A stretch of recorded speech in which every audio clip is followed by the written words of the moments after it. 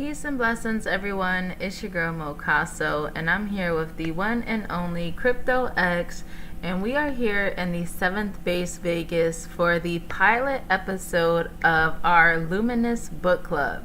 Now, as you guys know, I have my regular book club that I've been doing for about a year now, exclusive for women, where we come together and have mind-elevating conversations.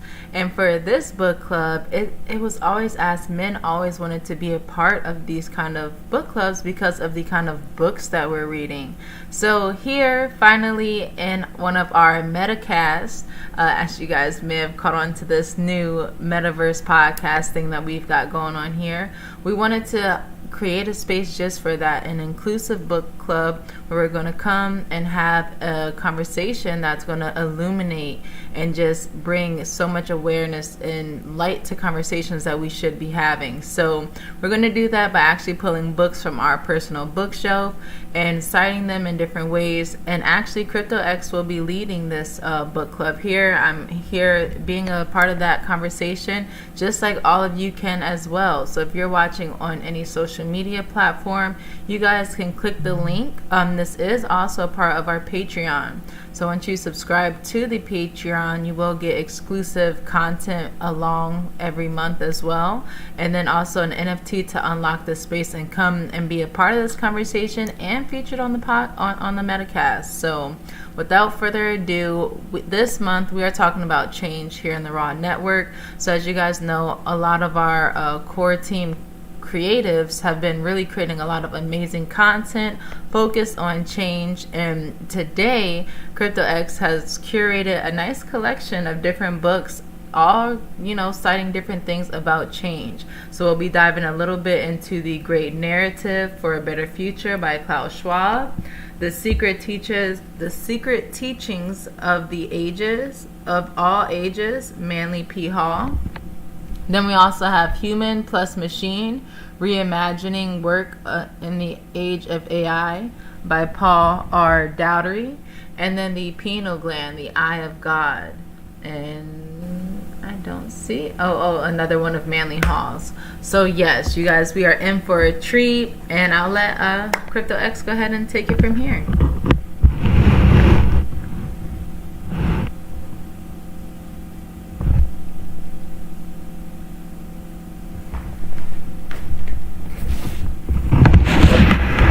Peace and blessings. My name is X, and welcome to our variation of a unisex book club where we kind of bounce around different books that hit on a topic that we collectively decided to speak on or to embrace. So it's not necessarily just being pinholed, but a variety of books that basically reiterate different messages but completely different messengers, so we then program or train the mind to then start being more receptive to messages over messengers, because you realize that that's all life's truly about. So this month in the Raw Dow, and more particularly P2D Raw Network, is emphasizing change. Some variations or words that are rhyming with change would be considered to be harvest.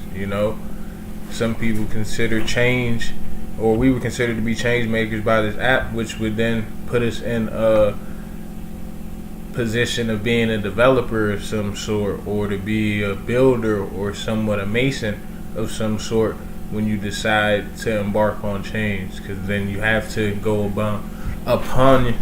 dig deep upon yourself and begin to then lead a direction of basically destroying something to build something new. And that's pretty much the only way you can truly build anything, is you have to destroy something to build. And that's where you get evolutionaries or revolutionaries, etc. You can pick whatever word, verb, noun that fits your liking. So the first book I'm going to pick up is actually a pretty new book that came out by Paul R. Dowdery, and it's Human plus Machine, Reimagining Work in the Age of AI. And this book, I want to say, is a living testament of what's currently going on right now. So just to give you a couple people who have spoken highly on it, We have CEO of Microsoft says, Daugherty and Wilson advanced the conversation we need to have about the future of computer and human collaboration. With grounded skill and enthusiasm, the authors have delivered a roadmap that welcomes us to a productive future. Director of MIT Initiative on the Digital Economy. Human plus machine shines new light on our burning need to reinvent nearly everything about the way we work. Daugherty and Wilson have hands-on experience leading these changes, giving this book an exceptional level of credibility and insight. Have your whole team read it before your competitors do. Founder and CEO of Thrive Global. Daugherty and Wilson give a blueprint for a future in which AI augments our humanity. The book is a practical guide to understanding AI, what it means in our lives, and how we can make the most of it. Daugherty and Wilson president of Architect, former chairman and CEO of SAP.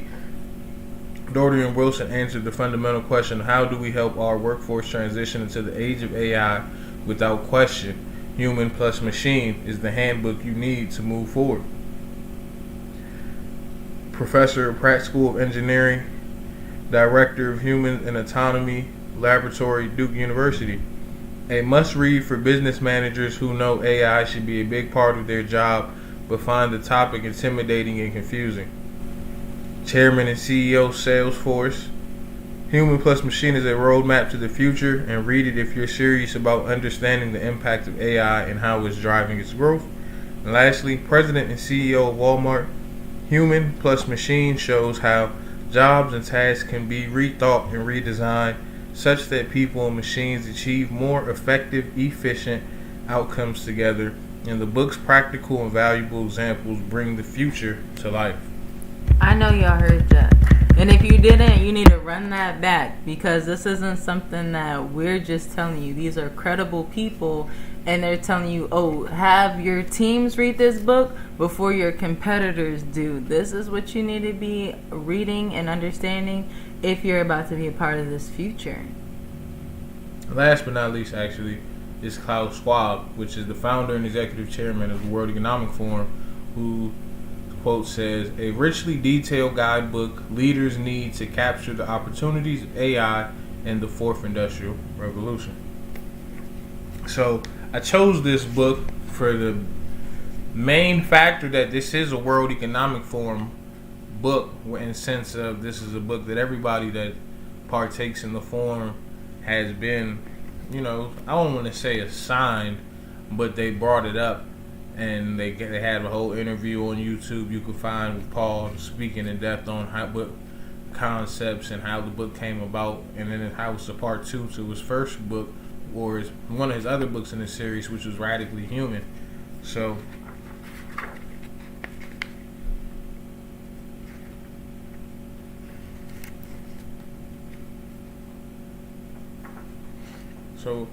the insert that I would like to start, or I would like to read, comes from page 40, and it's called in the chapter of imagining. In the chapter of the self-aware factory floor, and it's called A Brief History of AI. The driving technology behind the current era of an adaptive process is AI, which has been evolving over decades.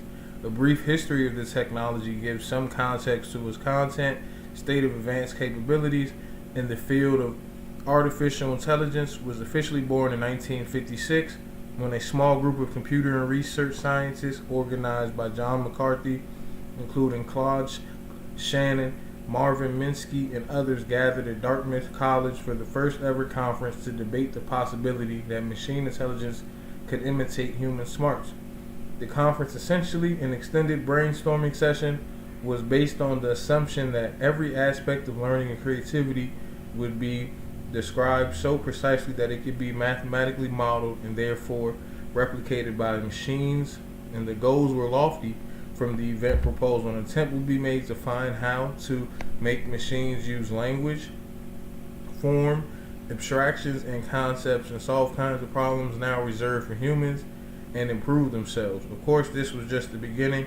And the conference succeeded almost immediately in defining the field and unifying many of the mathematical ideas swirling around the concept of artificial intelligence. It also inspired entirely new areas of research in the decades that followed. For instance, Minsky and Seymour Papert wrote what was considered the foundational book on the scope and limitations of neural networks, a kind of AI that uses biological neurons as its model. Other ideas like expert systems, wherein a computer contains deep stores of knowledge for specific domains like architecture or medical diagnosis and natural language processing, computer vision, and mobile robotics, can also be tracked back to the event. One conference participant was Arthur Samuel, an engineer at IBM who was building a computer program to play checkers. His program would assess the current state of a checkers board and calculate the probability that a given position could lead to a win. In 1959, Samuel coined the term machine learning. So I'm going to stop right there because there was a very strong key in the concept of change, or what we have seen to then be changed, where it was like in 1959, a time period where we're safe to say all of our parents or grandparents were alive. And 1959, I don't want to misspeak, but I'm going to say you probably just were getting introduced to the color TV. You had the 60s and the 50s, and usually we see those times portrayed in movies as like a fun time, an aesthetic time, a lot of things going on. Some instances you might see certain things going on like the civil rights movement and women trying to get the vote and seeing black people trying to get their civil rights or whatever the case. But as all those worldly, political, whatever you want to describe them, human rights situations were going on, there were also people creating what we know today as the algorithm. You understand? When they speak on 1956, understanding that computers could do exactly what they do, or phones could be used as tracking devices, and eventually the tech will be able to imitate human smarts even better than humans.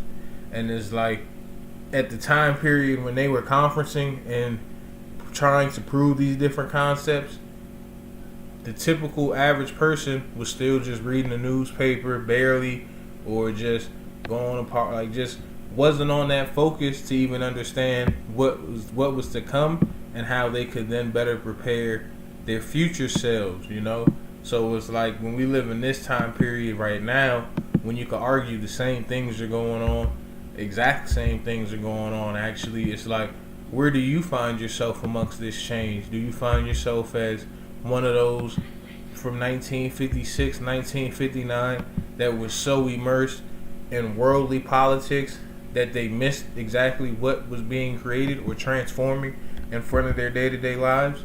Or are you one of those people that are aware and building towards being in the right place, the right time moments? Because that's truly what life is about, in my opinion, and it's not a fact, it's my opinion. It's about being in the right place at the right time, and less of being in the wrong place at the wrong time. So that was just a brief insert from this book. And if, like I said, you like to read it, it's Human Plus Machine, Paul R. Daugherty. I don't want to go too crazy into reading because, I don't know how the copyright laws and all that is, whatever the case. But it's a great book.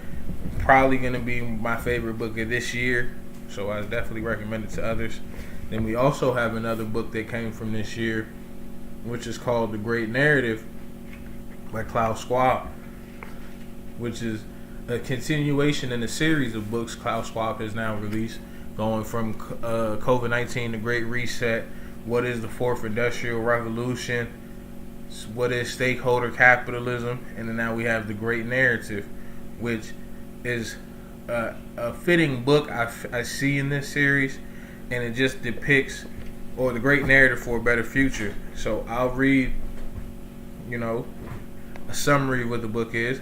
The Great Narrative is a guide for anyone seeking to better understand how the world has evolved since the pandemic started and what solutions can make it more resilient, equitable, and sustainable.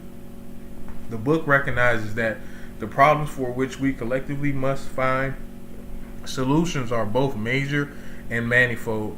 Vital issues about economic, environmental, geopolitical, societal, and technological, but solutions do exist and are within our grasp. The great narrative proposes some hopeful and inspiring narratives around them. In that sense, it is an optimistic book that categorically rejects the negativity that permeates too many doomsday narratives ready to consign us to a future of oblivion. It asserts that human creativity and ingenuity and innate sociality will prevail, and it offers a comprehensive framework to explain why. Professor Klaus Schwab is the founder and executive chairman of the World Economic Forum. He is a lifelong advocate of the stakeholder capitalism, the author of various books, like I stated.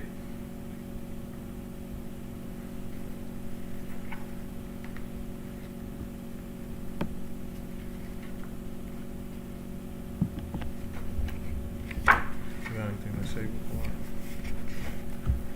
No, again, just when you guys are listening, if you have ever heard my podcast, again, listen to these names, where these people are coming from, because again, these missions are bigger than you can think of, right? And so again, when we're talking about humanity and AI, and just like when he was citing from the human plus machine, and it's like, you know, when we talk about the news and think about how, you know, they call it the theater, because you see one thing but something else is happening. So, you know, the real machine behind the thing that you're seeing. And so that's again why I love diving into these kind of books, because this be that machine behind the scenes where you can actually get into the ground and start building and have a part of that, you know, production then.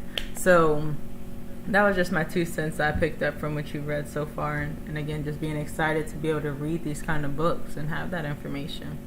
Alright, so I'm going to be pulling an insert from chapter 3, which is the way forward and solutions, and I'll be focusing on the subsection that says imagination and innovation.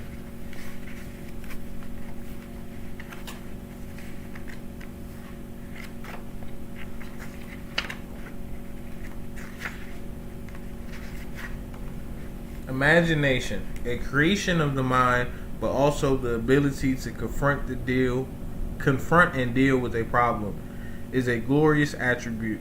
When its infinite possibilities are harnessed and corresponds to a form of superpower from which every human being can benefit individually or collectively, it's easy to understand why every resolution of a problem begins with a bit of imagination. Conversely, many problems occur because of the failure to imagine that they could. And the expression failure of imagination captures this by describing the expectation that future opportunities and risks will resemble those of the past. The novelist Graham Greene used it for the first time in The Power and the Glory, but the 9/11 Commission made it popular by invoking it as the main reason why intelligence agencies had failed to anticipate the unimaginable events of that day. Ever since, the expression and risk management are stuck in an unimaginative and reactive thinking, considering today's wide and interdependent array of risks. We can't afford to be unimaginative, even though, as the astrobiologist Caleb Scarf points out, we risk getting imprisoned in a dangerous cognitive lockdown because of the magnitude of the task. Indeed, we humans do seem to struggle in general when too many new things are thrown at us at once, especially when those things are outside of our normal purview, like, well, weird viruses or new climate patterns. In the face of such things, we can simply go into a state of cognitive lockdown, flipping from one small piece of the problem to another and not quite building a cohesive whole. Imagination is precisely what is required to escape a state of cognitive lockdown and to build a cohesive whole. It gives us the capacity to dream up innovative solutions to successfully address the multitude of risks that confront us. For decades now, we've been destabilizing the world, having failed to imagine the consequences of our actions on our societies and our biosphere, and the way in which they are connected.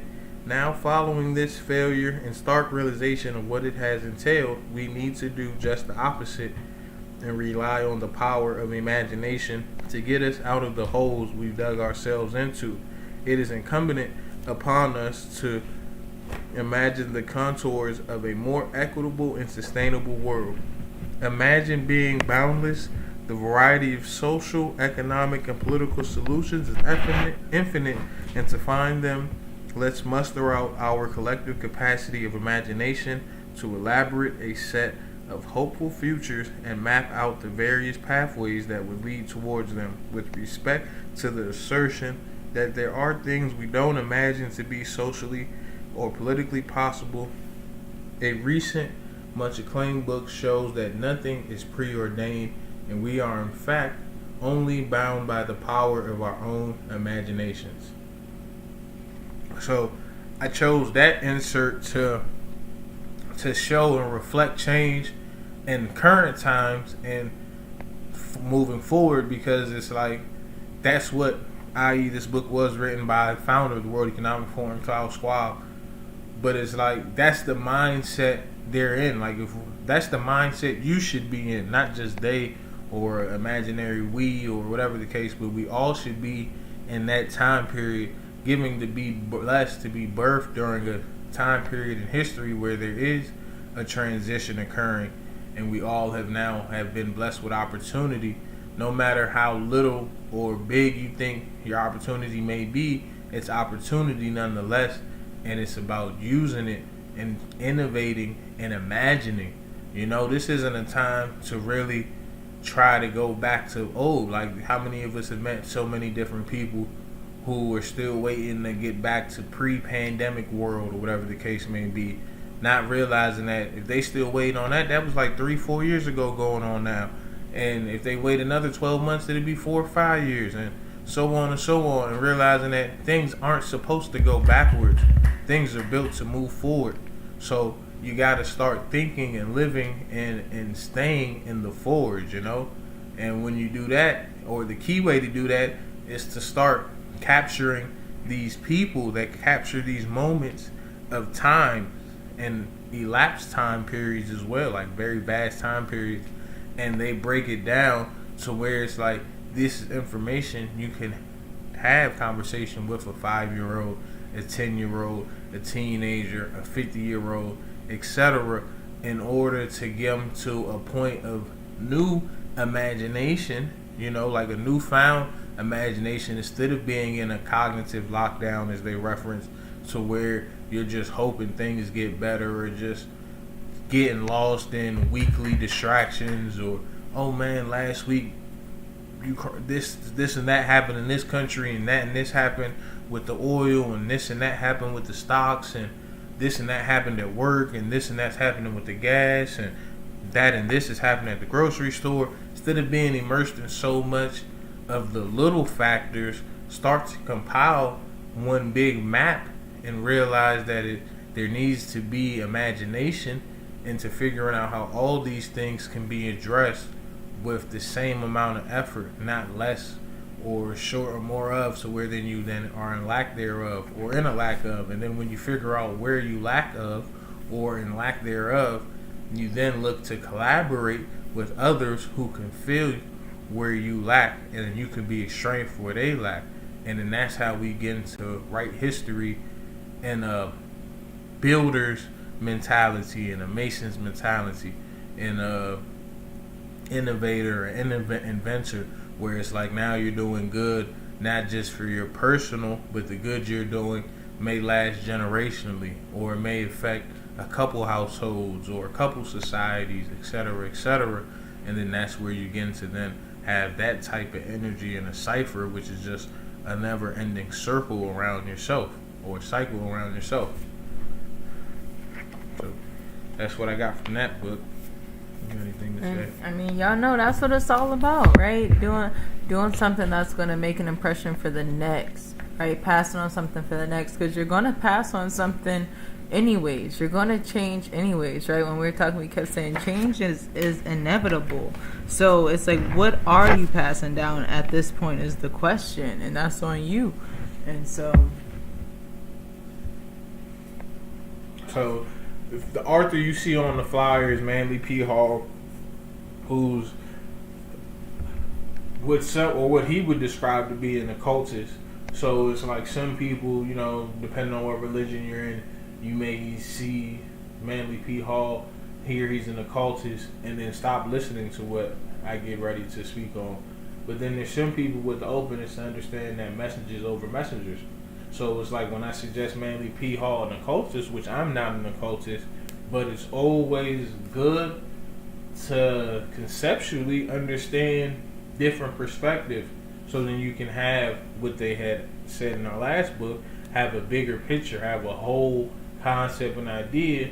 So when you do start to work on your imagination or this, that, and the third, you don't end up putting yourself in a compromising situation, or even worse, in an offensive situation.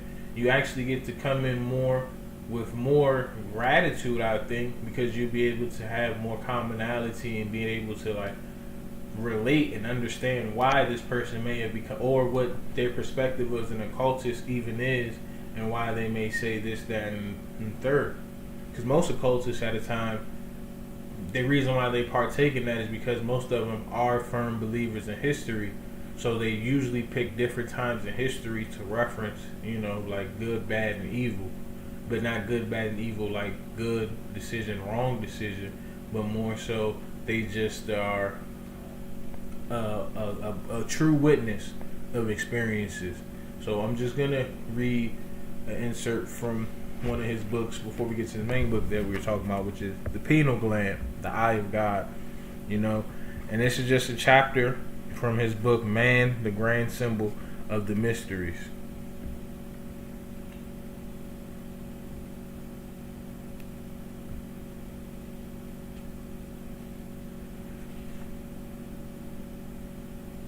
And it goes like this. He says, in occultism, the pineal gland is regarded as a link between the objective and subjective states of consciousness, or, in exoteric terminology, the visible and invisible worlds of nature. In religions of the Latins, it was therefore referred to as Janus, the two-faced god and keeper of the gates of sanctuary.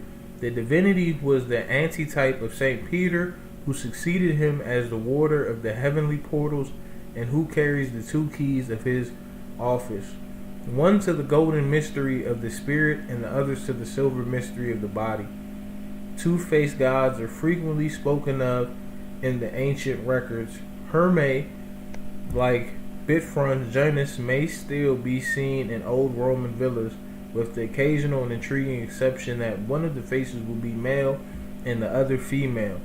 The Hermaphroditus again.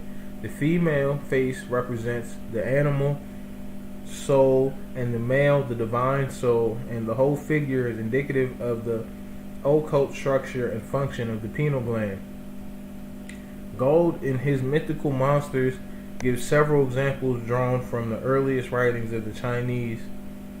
Hindu mythology also abounds in different divinities, and from the far-off Tibetans we learn that one of the titles of I can't pronounce that. Of Avalokiteshvara is he whose face looks every way. There is an alchemical mystery also in connection with the pineal gland for the regeneration of man, and is dependent upon the tincturing of this gland, which must be transmuted from the base metal into gold. Unawakened by the pineal gland is the vehicle of Kama Manas, the animal mind, Aphrodite. But when tinctured by spiritual light, it becomes Buddhaimanas, the divine mind, Hermes. And this Buddhaimanas is the Thoth of the later Egyptian mysteries, the god of learning and letters, and according to the extravagant statements of his priests, the source of 26,000 books.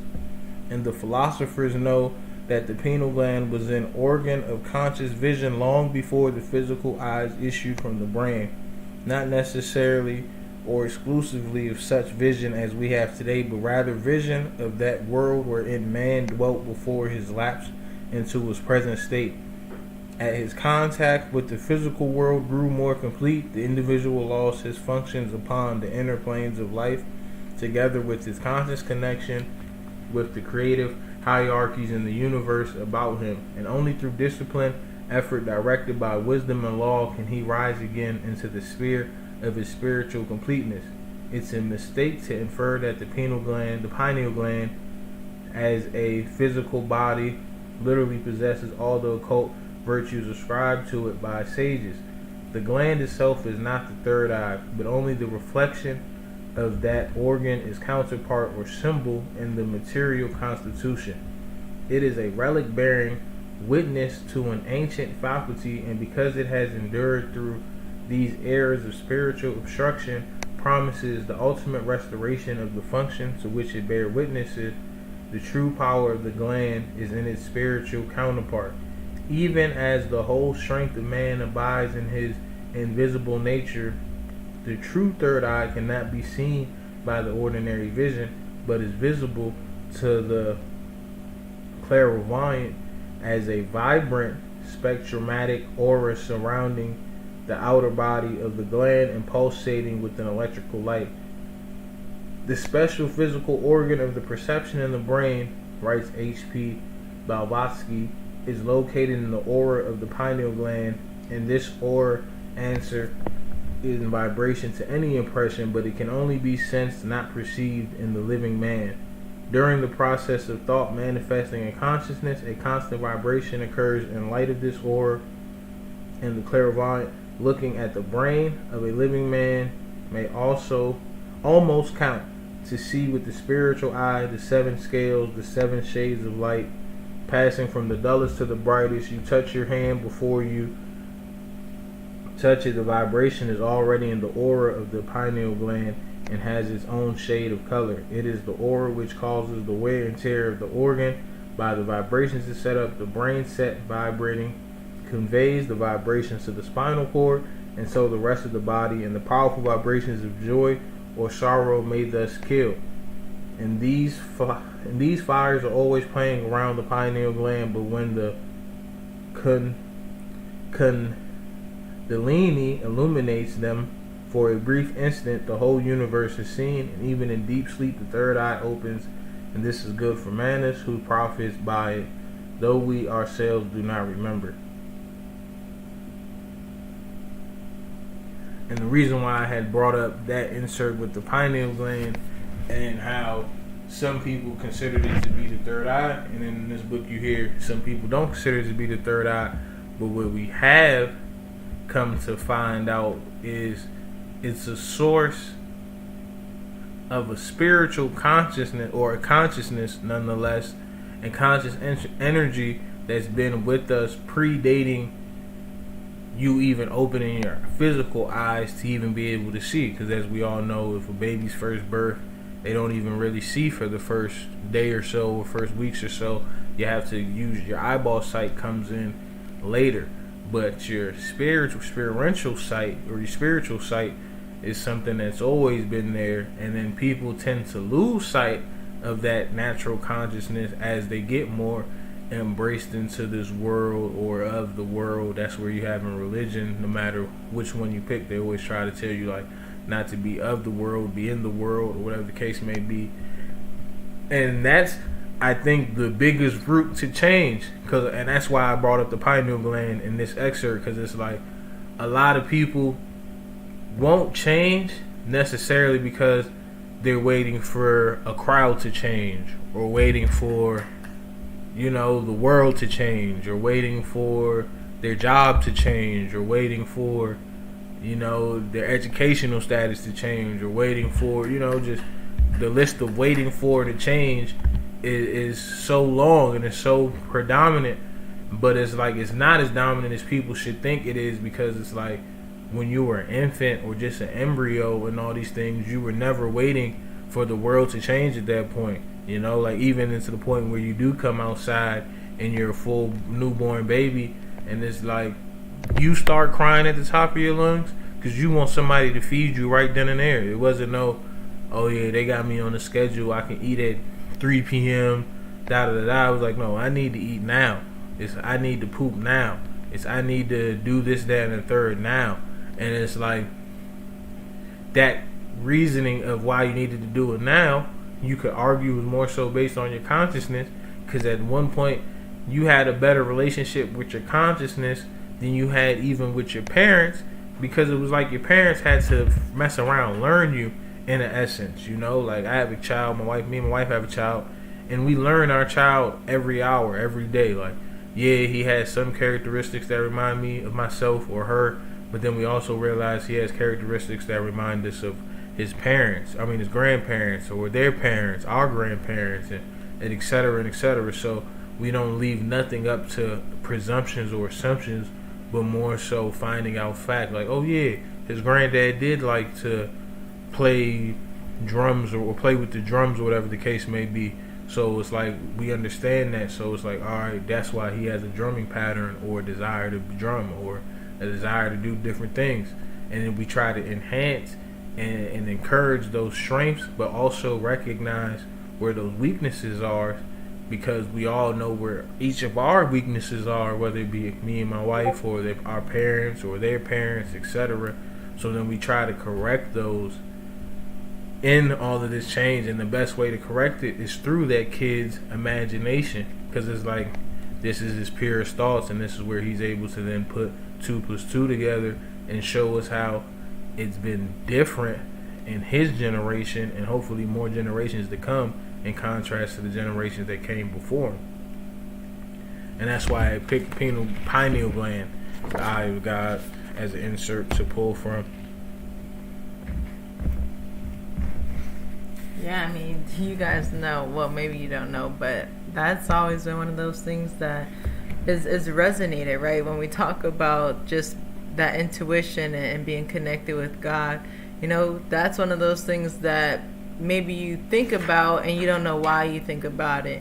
And again, just starting to trust that. And I just love, again, having these kind of books that just put into different perspectives about what that is and why people think that it is and how it really works. And again, just offering more of that information that we can actually put behind our intuition and help us, again, be able to plan or anything with that information at that point.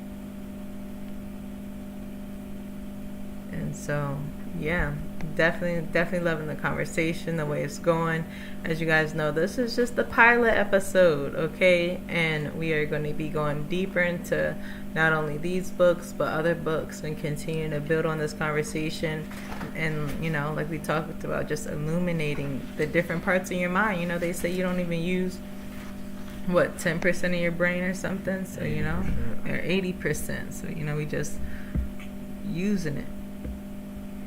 Alright, and then feature book that you've seen on the cover is also a Manly P. Hall book, which is based on most ages. I'm not going to say all ages, because I don't believe there's a book yet that can truly cover all ages, because the amount of time period, is vast.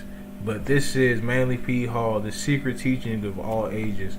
And I'm going to start off with just the introduction. This is a book that varies from tarot cards to Freemasonic symbolism to alchemy to American Indian symbolism, the apocalypse, the cross and crucifixion, Christianity, Islam. So it's somewhat what he would consider, or what's considered to be, an encyclopedia outline of Masonic, Hermetic, and Kabbalistic and Rosk and symbolic philosophy.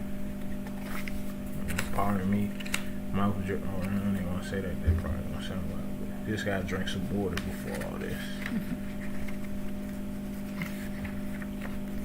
But the introduction first start off with a beautiful paragraph where it just says, philosophy is the science of estimating values.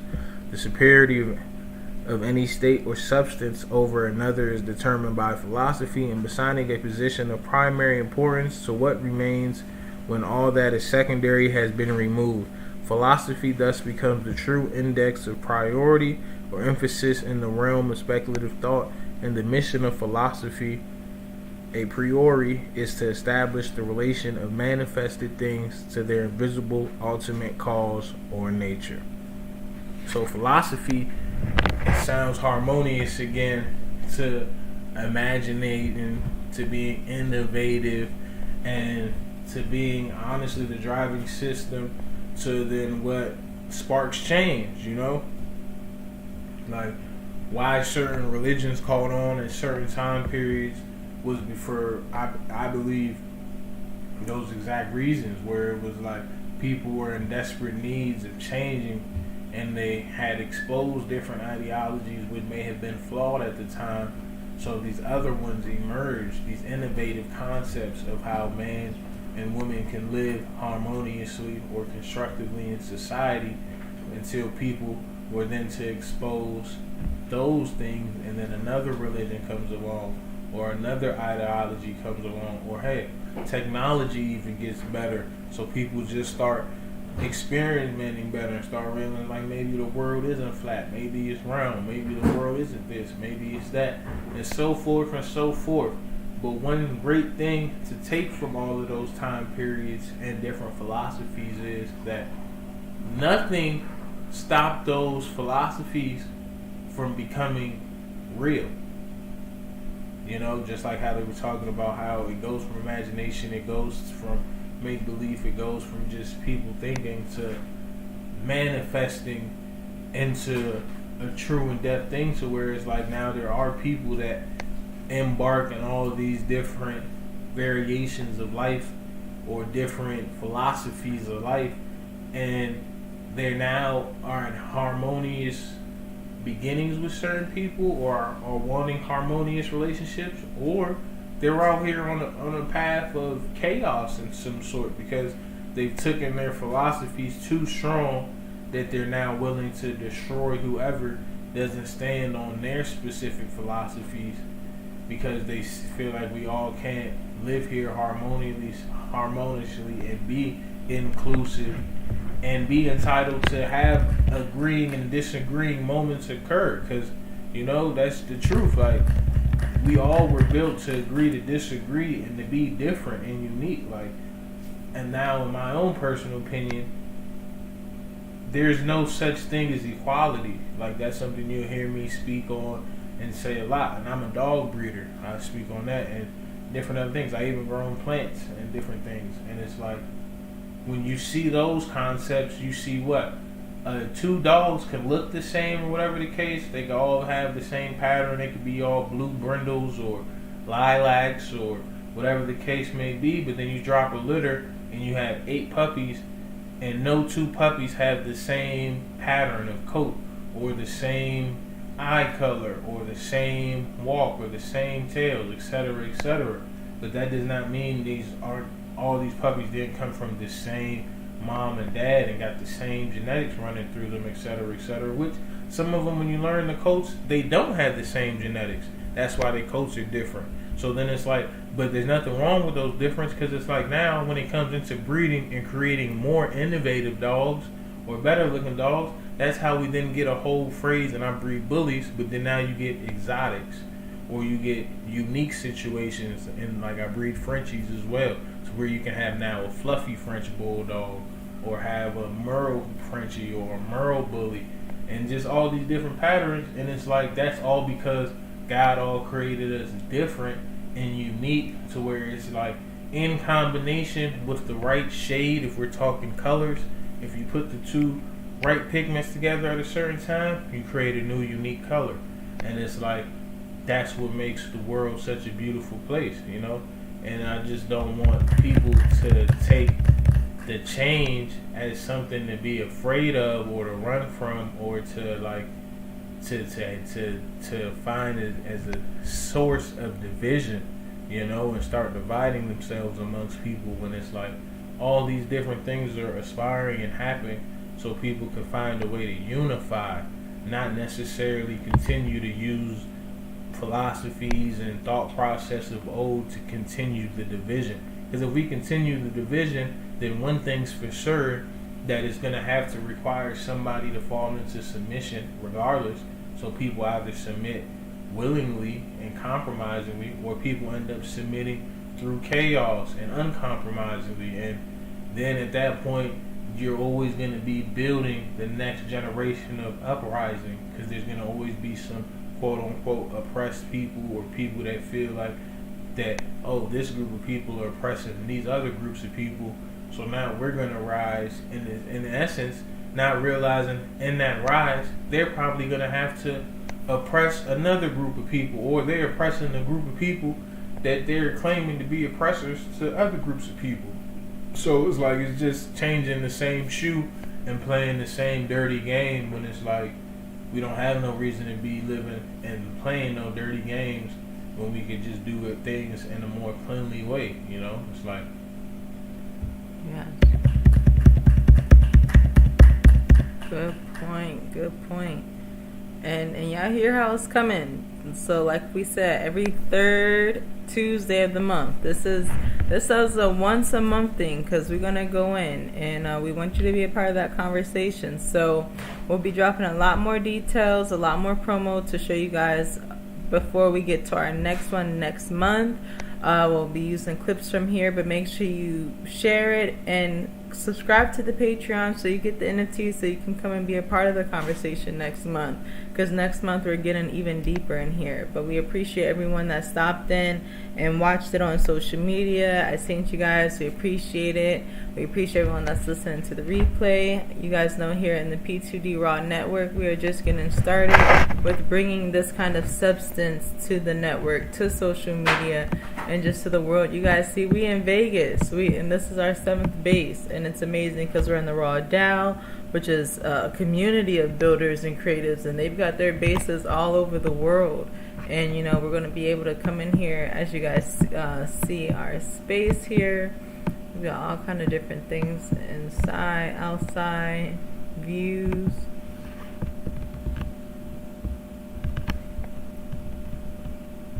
And if you have seen, this is also, because this is our token gated space, we only open it occasionally, okay? So on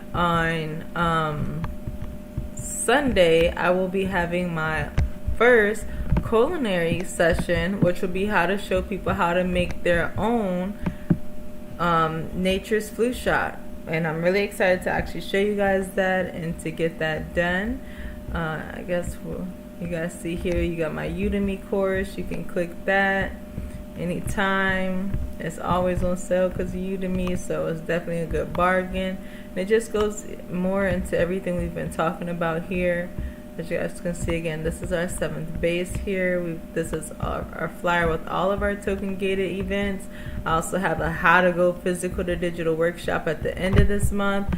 And for the ladies, we still have another book club session, and we'll be talking more about the 365 Raw Growth Challenge and getting that going. And you guys see how we coming in this space. So appreciate you all for watching. As I said, you see how we're coming. We're just getting started. Like I said, this is the pilot. It's not even episode 1. It's just the pilot, because we keeping it raw and authentic as well, and doing it the right way. We know how it's supposed to be done. We've read the books. We see the way that the masses have got it done, and we using the blueprint because we want to be successful as well. So you guys see, this is again the kitchen where we'll have the session on Sunday. Very excited about that. So again, join the Patreon. Joining the Patreon is how you get your ticket to, again, get your NFT to unlock this space. That all you have to do is join the Patreon, and we'll continue to do this and continue to connect. So again, appreciate you all for watching. Catch us on the 3rd Tuesday of next month, or like, comment, subscribe. Author want us to feature your book in the book. If you're an author and you want us to feature your book in the book club, tap in. If you want to be a part of the book club, tap in. If you're a publisher and you want to be connected, tap in. We're a network, and like I said, we want to be connected with others that are doing this stuff as well. So